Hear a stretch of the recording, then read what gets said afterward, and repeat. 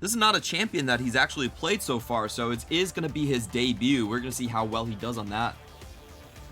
And I'm really curious why, again, if you were just going to go with that Lillia, why you wouldn't want to just pick up something right away like the Renekton. And we were talking about how this is usually the trade you have in LPL. FPX are going to get both of these picks. I kind of expect Rat to just go for the Xayah. It's his most played. He has 5 games on it. We've seen it picked against the Kaisa many times. You're able to just kind of push back and forth in the laning phase. You have the self-peel for when she does all in you post 6. So would be a pretty standard pick for eStar. I want you to tell me, Lyric, is this the worst trade in the history of trade deals? I'm kind of leaning to yes. Not even just leaning. Again, we see it every game. This is the trade you have. And for FPX, you still have other AP jungle options open along the lines of a Nidalee if we did want to see Bo go towards that. Now I'm more curious to see where eStar go with this. There aren't too many champions that are left available that are too good into the likes of the Renekton. We have the Jayce, which CS has played before. The Volibear is obviously the more, I'd say, traditional matchup from last year. We saw it a lot at Worlds, where Volibear does have a lot of trading power early on in the game, and they are going to go towards that. Oh, good. The Volibear has been a counter to the Renekton, but we are also seeing from RNG that they could potentially actually put the Renekton mid. Doinb has definitely played a lot of games with that champion as well. So I would say like FPX are still holding their cards relatively open here. The Nidalee pick, very strong jungler, as you were mentioning, being locked in here. We have seen a lot of people try different builds with their Dark Harvest actually popping up a little bit in Bo's solo queue, so we might be seeing that coming up on the cards. Now I definitely feel like we are going to start indexing into what supports we have come out onto the map. For Crisp, I still expect something that just does bring hard engage, even if Xayah does work quite well against that. Maybe something along the lines of a Set could be quite good as well. We've seen it combo with the Kaisa quite a bit, and I think it's one of Crisp's better champions. Also was his best champion in 2020. Yeah, and interesting enough, both of these players actually playing a lot of Thresh. Both of ShiauC and Chris have Thresh as their most played. So with Thresh off the table, it seems like something like a Leona, like you were mentioning, might be higher in the priority. Yeah, I definitely think for FPX that's a play for eStar. Maybe getting something that provides you more peel. I think that's why the Thresh ban is very good for the side of FPX, being able to stop the likes of Renekton and Kaisa getting onto the Xayah pick.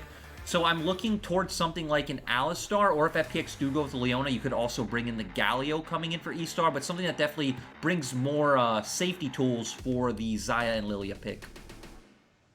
Okay, will be Nuguri's GP as the final ban, so no supports actually taken off the table like you were predicting, and we're going to see Chris on his debut on Rell, not a champion we have expected so far. How does this fit into the picture? I mean, it still goes along with the theme of FPX's comp, right? You have 3 champions who want to jump in, Rell, Kaisa, and Renekton, so I'm not quite sure why you wouldn't want to index into another area. The Leona, I understand, right? You have the Featherstorm to dodge it out coming out from the Xayah, but I definitely think Set fit here quite well. The fact that he offers both engage and disengage for the side of FPX and can like buy a lot of room for the Nidalee as well. And we are going to see eStars responding with a Zoe pick right here. The final one has to be their top laner or support at this point. Looks like it will be a support Gragas being locked in here. So a lot of AP damage on this combination. And for FPX, they are thinking about their final pick. This is either going to be one of their solo lanes, could be top lane, could be mid lane. We have seen some Karmas actually pop up in the top side for the LPL. And, you know, Doinb, it always takes a while for him to finally lock in his options just because he has so many damn champions that he can play. It will be the Jayce at the very end, and I do think that this Jayce is probably going to be going towards the top side, I would assume. Yep, I definitely feel like we're going to have Jayce in the top lane.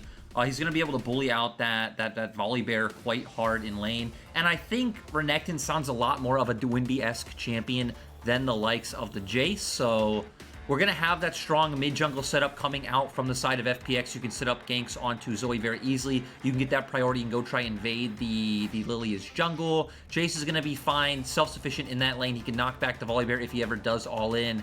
And Lwx and Chris probably going to be left on an island. Okay, so it looks like FPX are going to try fight fire with fire, not playing defensive with Nuguri, not focusing on the bottom lane, but instead going with this super aggressive Jayce pick into the top side and taking it to eStar's 3-man squad. You know, eStar's, we have mentioned, has been a team that really likes to play split map. They love to set up ZS for a good laning phase, get him on tower dives, have a place for ShiauC to roam towards, and now they're going to have to fight against Nuguri and an old teammate in Bo. The thing I'm most interested in seeing this game is what do eStar decide to do once we get on the Rift, because I kind of expect them to lose both mid-jungle 2v2 and top 2v2, so FPX probably a free reign of the top side of the map. Do eStar just give that up and look to trade for the bottom side, or do they feel the need to fight back? Because Lillia is this type of jungler who typically you want to be the one invading the enemy jungle. You want to be stealing away the Raptors and getting ahead, your own jungle advantage. It's going to be quite hard for Hacker to do that this time around.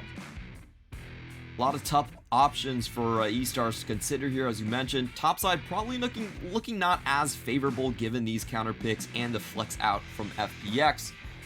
Just taking a look at the runes right here.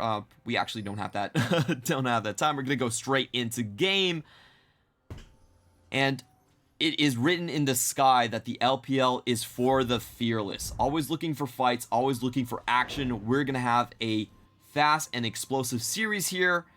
As taking a look at the level 1s, we already have wards being popped out into the bottom lane. Neither side really wants to face check that into a fast level 1, and it is going to be spread map point for the rest of the members. Have been, I'd say, pretty standard starts that we can expect. Hacker potentially will just path towards his top side early on, because in the mid lane, Irma can at least get push on the first wave and get those first 3 waves into turrets. So it gives Hacker a bit of a window where he can farm safely in his top side jungle before having to come back down, you know, around that 4 to 5 minute mark. All right, so likely both of these, likely Hacker heading for the top side. We're gonna see how this Rell does in lane. We do have the Hail of Blades on Lwx, so we have seen some very, very aggressive level 1 plays. Doesn't look like that's going to be possible with Rell coming in here, and I just want to ask your opinion on this champion. It's not something we've seen a lot in the LPL, a little bit more popular over in the LCK, in fact. Yeah, it's quite interesting. My impression of this champion watching and even talking to some of the LPL pros is it just kind of seems like a much lower damage. But we're going to see the Ignite actually be popped by Chris and the level 1 kill found by Lwx. It looked like Chris was unmounted, but suddenly getting the mount up, getting the stun there, able to find the kill for Lwx. Yeah, and you can see ShiauC just didn't expect that damage to come through. And I was just going to say, a lot of the interpretation from pros is that Rell just seems like a lower base damage version of Leona. And that's why you don't see a lot of LPL players picking up. They just see, hey, why would I pick Rell in this scenario when I can just pick Leona? But hey, Chris definitely having the base damage in that scenario. We know Gragas isn't that tanky, especially when you are only level 1. And it was ShiauC just going a bit too far forward. I don't know if he expected something like a level 2 coming out, but it was only the first Chris wave. roaming again. He's going to be able to find Irma with a double stun right here. Ruthless Predator comes down, and they also find another one from Chris, but still, Irma able to escape with his flash. So, you know, we've been talking about this Rell pick, but it really seems like the surprise factor is doing it for him. Yeah, the thing I really loved about that play is he didn't go for any kind of early reset. He used the window that they got from winning that trade to just go straight mid. The wave was still in a neutral space from pushing back from Doinb's turret, and they get the flash. Actually, both summoners out from the side of Irma, so very strong early lead from FPX. And we definitely saw in that early level 1 trade, well, Irma is not going to have any time to rest on his laurels as Bo comes in. Looks like he's just about to reset the wave, but, you know, they did have a kill opportunity there. Doesn't really find the spear, and that's going to be that. And at the same time, we did see Hacker helping the eStar bot lane get their wave in. Sadly, Bo did just take the bot side scuttle, so not going to really be able to use that bot lane pressure for anything, but it will get Rat a bit of a recall timing. And Bo going to be happy just to take double scuttle. And I mean, this is what happens when we said, hey, FPX can win the mid-jungle 2v2. They're going to win topside. If Lwx and Crisp are getting their own advantages, then Bo has 3 lanes that he can use the pressure from to find his own advantage. And it's been a very old dictum in League of Legends, but if you win all 3 lanes at the same time, you pretty much win the game. There's not much that the enemy team can actually do to combat that. You were saying it perfectly there. Double Scuttle already going over to FPX. They have full control over this river, and this is going to be the 3rd potential gank that Irma has seen in 4 minutes of game time. He's gonna find the comeback kill, however. Really surprisingly, didn't look like Bo and Doinb were synced up. Both sitting very, very far behind the minion wave, and I'm really surprised at that one. It just didn't look like the new jungler and our past MVP had any synergy there. Yeah, I don't think it's completely Bo's fault because Doinb actually got bubbled. I'm not sure if Doinb was playing more aggressive, expecting Bo to be able to come in earlier. That opened it up to the bubble. Bo thinks, okay, Doinb is CC locked. I can't go in yet. But then Doinb was half HP. Irma actually had a ignite from his W. And then after Doinb had to flash in, we see the ignite come down from Irma. He then picks up the flash, and it's very easy for him to follow up on the Doinb kill. So I think a bit of miscoordination, a bit of a mistake coming out from Doinb. I think had he been more patient, let Bo get closer, then you all in, it actually doesn't matter if you get slept, because then Irma can't get that full combo off onto Doinb.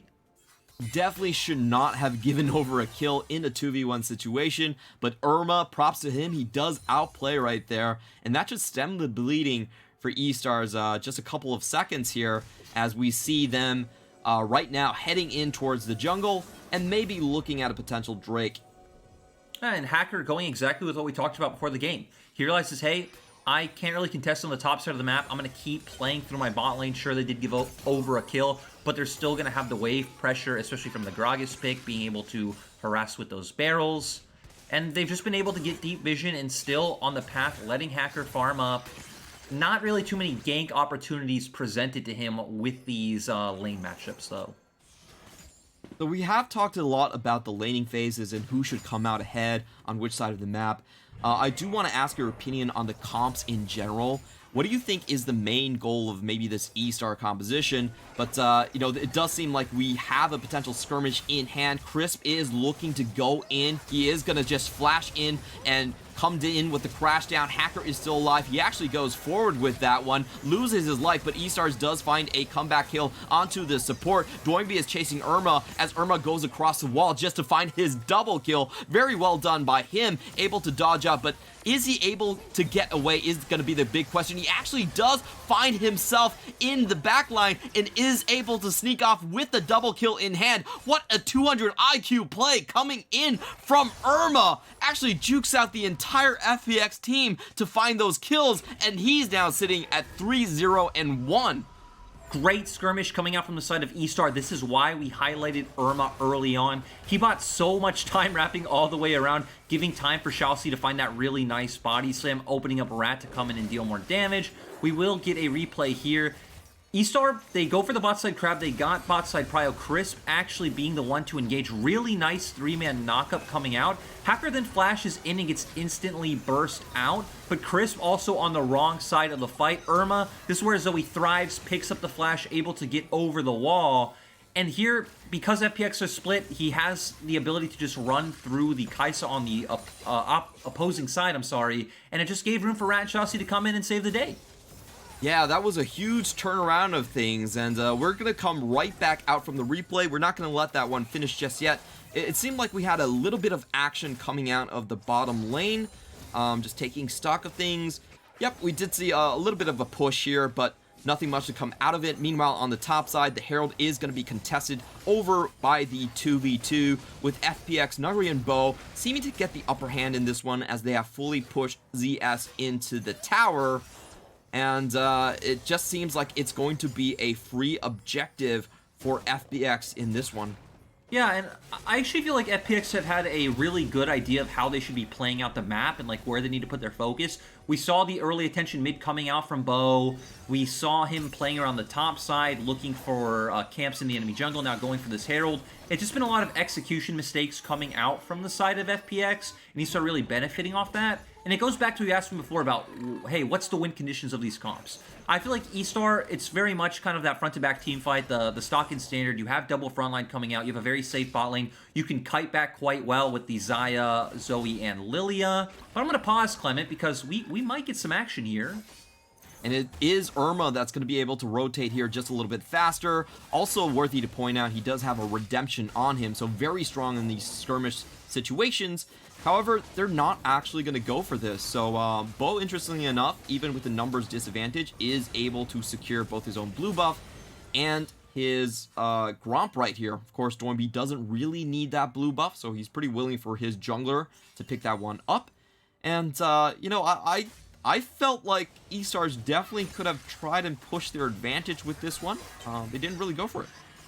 Yeah, instead just wanting to back off. And I can understand, it looks like Rat did have a nice space timing in terms of items. Coming back to lane almost at that mythic already. But this is one of the reasons why Zoe's so strong in these early skirmishes, right? The ability to pick up the summoners with the W, how much impact you're able to have. Actually, both times, it felt like his W is what won him out in kills in both instances. In mid lane, it was the Ignite into Flash combo. In that replay we saw around bot, it was also being able to pick up the Flash. So, seeing a lot of the strength of the LPL Zoe. Yeah, definitely, if you have RNG Jesus on your side, that pick becomes a bit more stronger. We are going to see a rather quiet laning phase here, and FPX actually coming out ahead on the gold lead despite the kills going over to eStars, and it mainly has been because of this top lane. We do see Nuguri already with his mythic complete. It is going to be the Eclipse. And he also finished his call, so sitting at a very, very comfortable 20 CS lead, plus that 350 coming in from the call being completed. FPX being ahead, just a byproduct of their composition as well. They drafted really strong early laners in most of their lanes. A very skirmish-heavy jungler as well. For FPX, it's going to be all about the transition in mid-game for me. They do kind of function as a pseudo poke comp. Obviously, they do have the Nidalee and Jayce. Kaisa can work in there as well with her W. And then you do have the option to re-engage a fight with the likes of the Rell. So it's going to be a lot about how FPX play off the contests over mid-wave. You're going to send the 5 people mid. If you can hit a spear or an accelerated shot blast, you then get river control and can be the first one on the objective. We do see FPX are the ones that are going to be poking into the enemy jungle.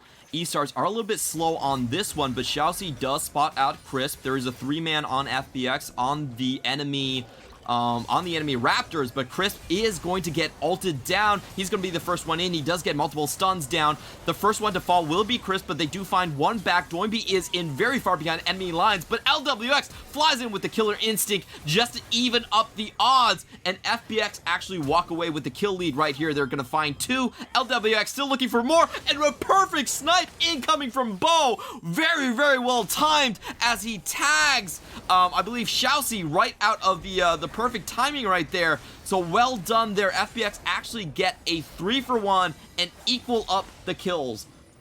And now they're going to be able to turn this into a Herald on bot side, get some of that plate gold onto their carry. But hey, Rat doesn't just want to let this one go. Yeah, he's still going to have the, he's still looking to take the Herald down. So no turret platings on the side of FPX. FPX still find a massive win right there, and I do want to correct myself. It was Hacker that was actually sniped down. He is now going into the top side. We do see a flash in from ZS, and they want to take down Nuguri, but Nuguri is flashing out of the situation. He's finally going to get tagged down by the sleep, and despite all of his attempts, he is going to fall down. So this looks like a potential Drake trade for a couple of turret plates on the top side. That was still so well played coming out from Nuguri. Of course, he did get tagged by Lillia. The ultimate is always going to be able to come out, which is going to secure that. I really liked his flash at the end. Had he not been CC'd, felt like he could have gotten 1-for-1, but we're going to go straight into the replay. Things look so well for eStar in this position with how far off Crisp is from the rest of his team. You're going to have the displacement come out from the barrel right now. You have more members here. It is a 4v3 at this time. Irma not able to hit that Sleepy Trouble bubble, though, and it does end up being a 1-for-1 off the start, thanks to just the strength of Renekton in this early game. Lwx jumping in is so clean. Irma about to get away.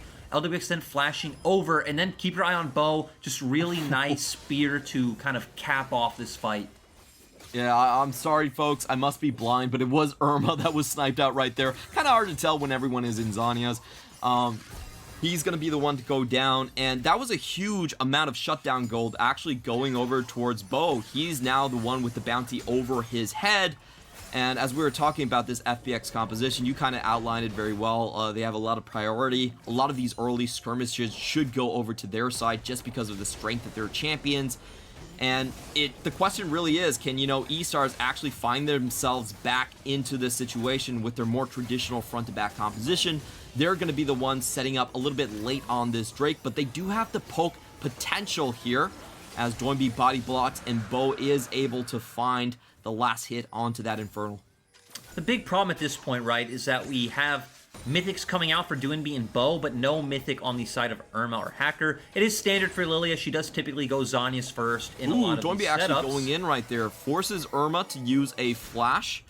Might have been from the Unsealed Spellbook right here. And again, they're going to find another huge advantage over the map, able to take away 2 objectives almost completely uncontested.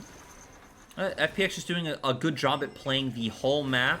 Nuguri doing a great job at using his pressure. FPX get control of mid. Now they're looking for this dive on bot lane. Oh, it's going to be a 4v2, and it doesn't seem like there's much that eStars can do. The teleport is going to be coming in from the Volibear, but even with that, he's not going to be able to equal up the numbers. Lillia and Zoe are still coming out of base.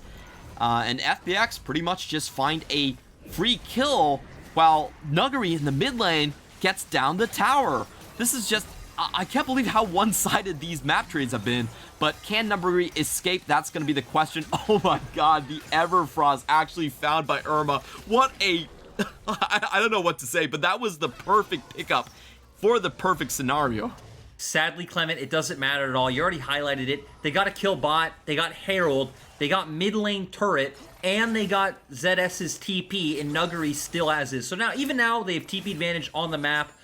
Sure, Nuguri does go down in the end. It's a bit of gold for the side of eStar. It actually doesn't equal out to any pressure for their side, though, as top wave was already pushing out towards eStar's side.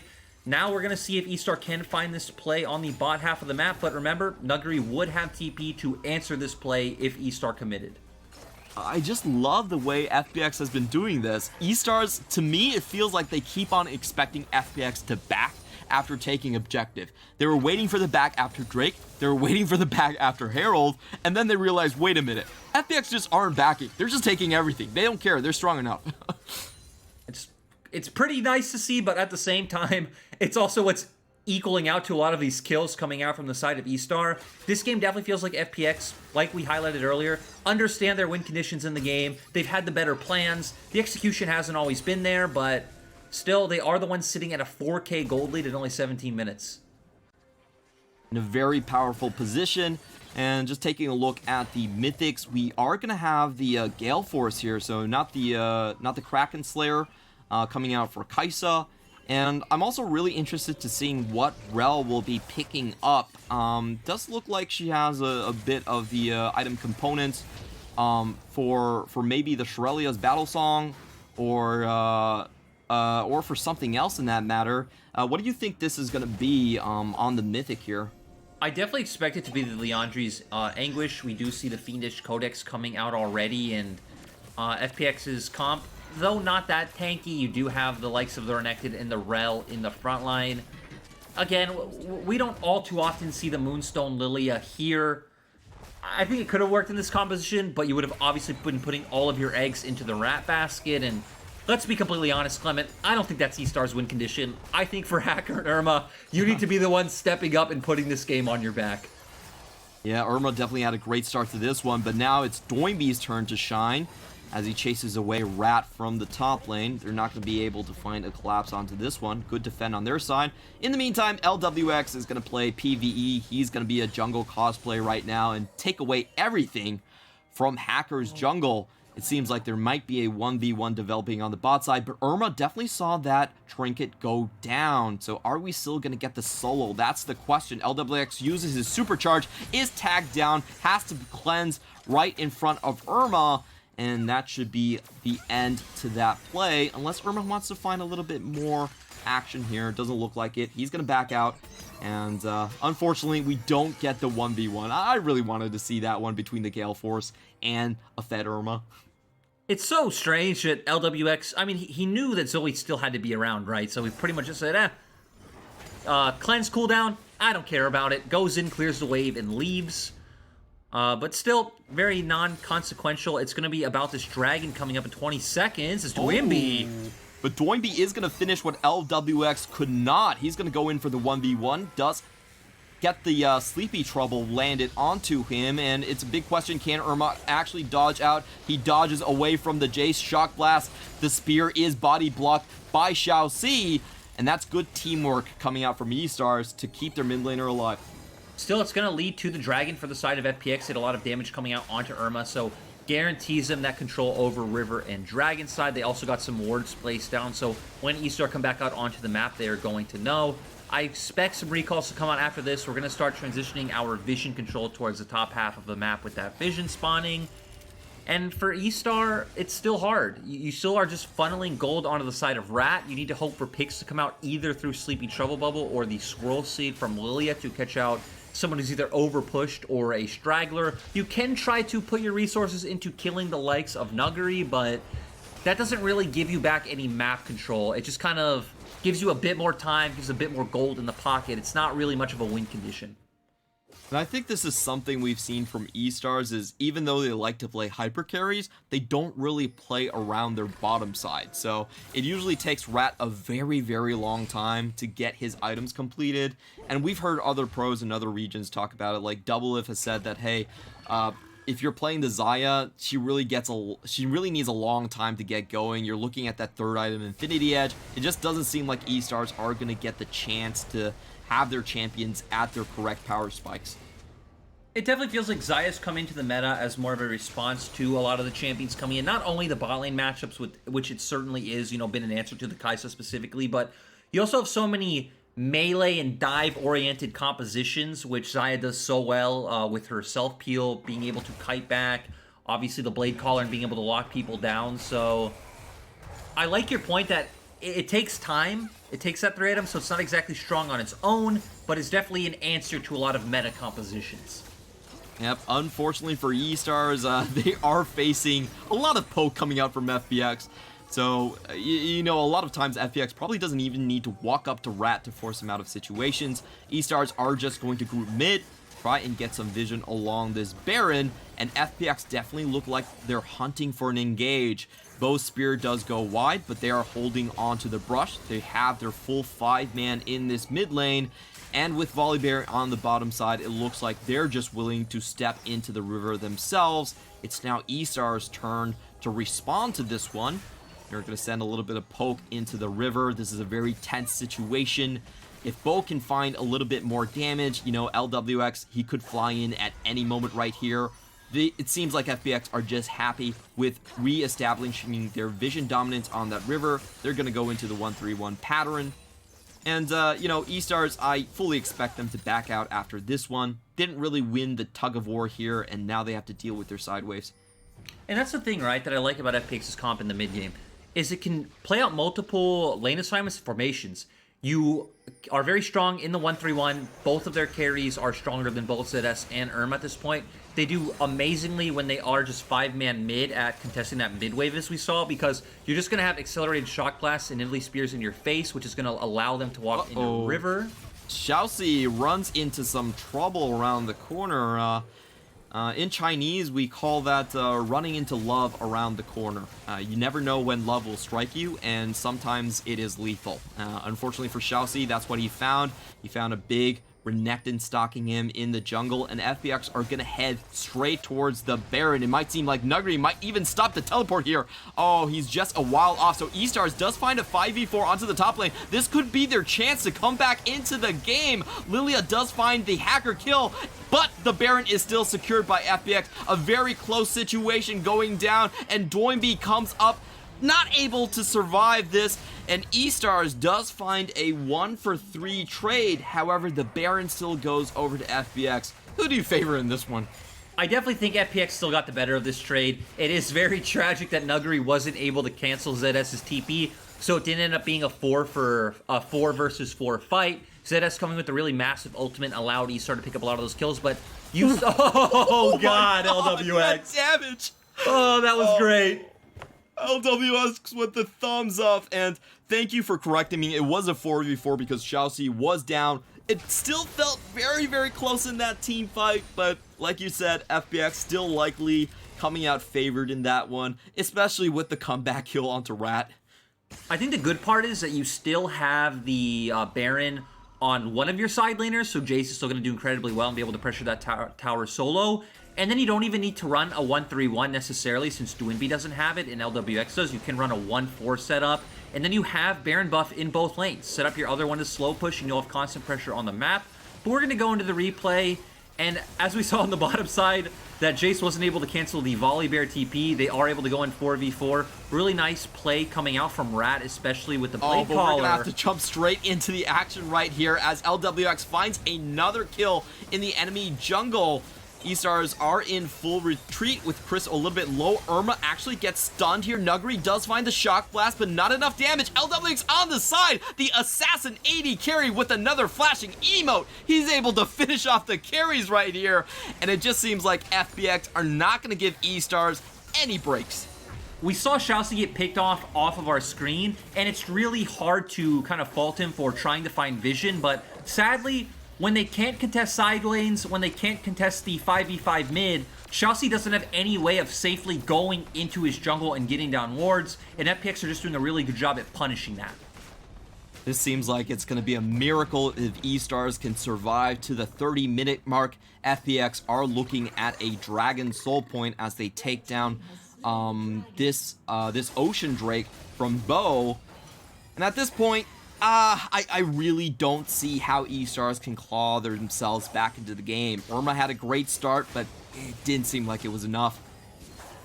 Yep, sadly, Clement, there is no Zoe drop that, you just pick up and it executes all 5 members on the enemy team or just explodes the Nexus. Maybe that would have been the only way they could have won this game. At best, now you're Don't give them ideas, okay? Certainty might be listening. You're right. I mean, hey, as someone who plays Zoe, I welcome those changes, but, what was really surprising to me was we had the damage pop up on the side of the screen for Doinb and Lwx. Doinb actually was sitting at, like, 27.5% of his team's damage. Oh, and sorry to cut you off, but there's going to be another fight. Rat once again caught off. Irma is running for his life, and the base is wide open at this point. Nuguri still entertaining the chase. Irma down to 300 HP. It doesn't look like he's going to be able to get off from this one. How dare you call this a fight? This is just a massacre at this point, man. There's nothing eStar can do. Again, you're hoping that FPX just kind of run into one by one, or you all in one side, but are they going to die? That's a very aggressive flash coming in from Crisp. Hacker is going to get a little bit of damage and a potential 3-man sleep. He is going to force a cleanse out of Lwx, but Lwx still has plenty of ammunition to go right back into the team fight. We are going to see Bo coming in as well, so this is going to be a 4v3 in the mid lane. Lwx goes into the back with Killer Instinct. He finds a kill onto Hacker, and Lwx wants to close this game out right now. He's going in with the double kill. Rat has a nice flash away from Doinb. Can he survive is the question right here. He barely gets out with a third of his HP, but the damage is done. FPX are going to break open the base. They find the inhibitor in the mid lane, and this is going to be a 2v4 defend coming out from eStars. What can they still hold on to their own base as Doinb wants to stay a while longer? Nope, he's going to back off. Health bars were too low for the side of FPX. Definitely safer to get those recalls out. They probably have a ton of gold in their pockets, so gonna buy some of those items. We do just see a QSS coming out from Lwx on this back. It's gonna be getting back out onto the map, and I don't even realistically think you need to wait for the next straight to spawn. They probably could just go back into that 1-3-1 setup, rotate towards the top side, and break that one down. But here's where we highlighted Chris flashed in. It looked like they were trying to set up for a 3v3 dive. Hacker set up for a very easy Q into a nice sleep onto 3 men. Gragas, of course, with the displacement, they are able to pick off Nuguri. And then we're going to see FPX follow suit. Doinb is here, so they feel fine to go in. Really nice Killer Instinct coming out from Lwx. They find that pick onto Lillia right away. He also does get the Gragas. And then Bo also finding that last one onto ZS. Yeah, very one-sided affair, despite Nuguri going down first in that team fight. I'll be honest, I only have one question about this game. How did eStars collapse this quickly? Because it seemed okay for a while, and then it wasn't. I feel like it's less to do about eStar collapsing and more about how FPX with those skirmishes were giving eStar false hope, right? Because FPX always had the tools to play out that early game and just choke out eStar from all the gold and neutral objectives. They just kept giving eStar the opportunities with the way they were playing out those skirmishes in that mid lane game.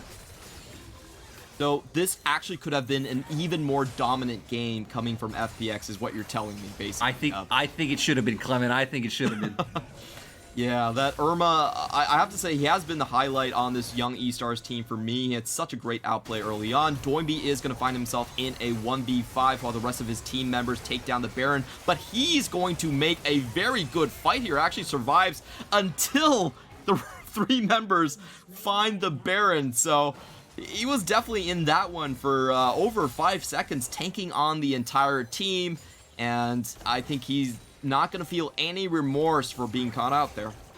Yeah, and I want to see if FPX either end this one 5v4 or, you know, you just wait out the 35 seconds and then Doinb's TP is up. You could even just go take Dragon in that time and then start your push once again and bring the TP in. But, ooh, ZS is actually TPing on the map. Actually flashing forward here. We have to pay attention to the mid lane. Crisp is the one that's stunned up. He has to flash out as well. And Nuguri isn't even going to join this one. Nuguri's actually just staying at the enemy base. He believes in LWX. LWX goes in with the Gale Force, finds the kill, flashes out. Bo is going in as well. And this is another situation where eStars have the numbers advantage. Nuguri actually just waits in their own base to find the cutoff right here. What a 200 IQ play. 5 head poggers. They're going to find the kill onto Volibear and most likely just finish the game right here, right now. That was... I just love that play from Nuguri, knowing that he doesn't have to rotate, waiting for the enemy team to come into his waiting hands. It was just nice to see, Clement, right? We did our opening segment talking about the Doinb meta. We get to see that here. He picks the Renekton in the mid lane once again. They have such a good understanding of how to utilize their map pressure. Sure, are there some mistakes in terms of execution, in terms of the mid lane gank and what we saw out of that skirmish on bot side? Sure.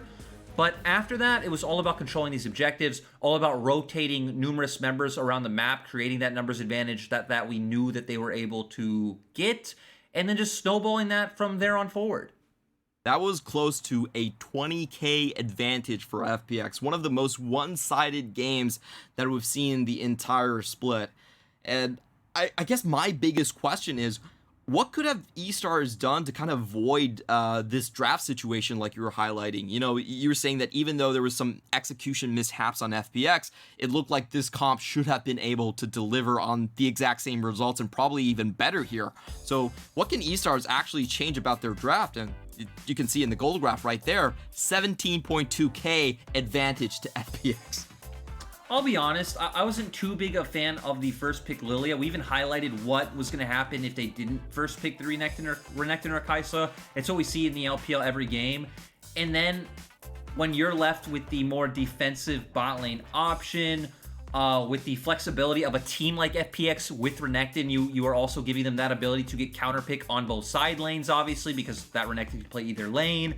It felt like maybe the Renekton in the hands of FPX was just too much. And with the fact that you're also not guaranteeing that Kaisa pick either, which is definitely the premier S plus AD carry, it was just too hard for the side of eStar. You were giving FPX everything they wanted and a ton of flex potential with these picks. eStar's probably trying to play a little bit too hipster right there. And we have to remember the first commandment of League of Legends drafting is, thou shalt not draft 3 losing lanes. Unfortunately, that's what eStars went for. They go down in a very, very quick fashion. And we're left to kind of ponder, what can eStars potentially do in game 2? You mentioned fix the draft, maybe take the Kaisa away. Do you think eStars has that ability to actually maybe play through their bot lane? Because it seems like they're a very one-track team, and if they can't get out of their reliance on top lane picks here, it's going to make the draft a little bit too easy for FPX, especially with the flex potential between Nuguri and Doinb. I would assume they can't. I think you can see that from the picks. Rad has actually only played 3 different champions, and he's only played one of them once. He's played Vayne once. He's now played Xayah 6 times and Kaisa 4. So it just seems like the eStar bot lane is all too limited in terms of champion pool and just individual player strength. Well, with that said,